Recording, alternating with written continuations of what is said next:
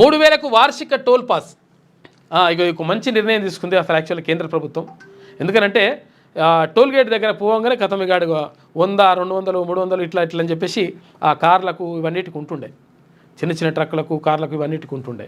అయితే అట్లా కాదు, వాణిజ్యేతర అంటే వ్యాపారానికి సంబంధించి వాణిజ్యానికి సంబంధించి కాకుండా ఏవైతే పర్సనల్ వెహికల్స్ తర్వాత ఇవన్నీ అఫీషియల్ వెహికల్స్ ఉంటాయో ఆ వెహికల్స్కి ఇక్కడ ఏది సంవత్సరానికి 3000 రూపాయలు టోల్ ఫీజు కడితే సరిపోతుందంట.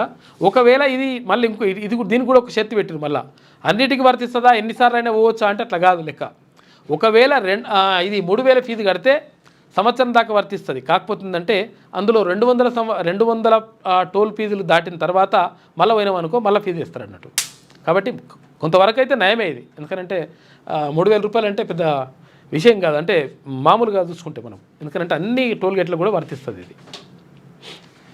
వాణిజ్యేతర వాహనాలకు కేంద్రం శుభవార్త. హైవేలపై 200 ట్రిప్పులు తిరగొచ్చు. 200 ట్రిప్పుల వరకు అట్లా పెట్టినంట. ఒక్కో టోల్ గేట్ ఒక్కో ట్రిప్పు. ఆగస్టు 15 నుంచి ఇది అమల్లోకి వస్తుంది. ఉన్నత జీవన ప్రమాణాల కల్పనే లక్ష్యం. గూగుల్ సేఫ్టీ ఇంజనీరింగ్ సెంటర్ ప్రారంభోత్సవంలో సీఎం రేవంత్ రెడ్డి మాట్లాడిండు.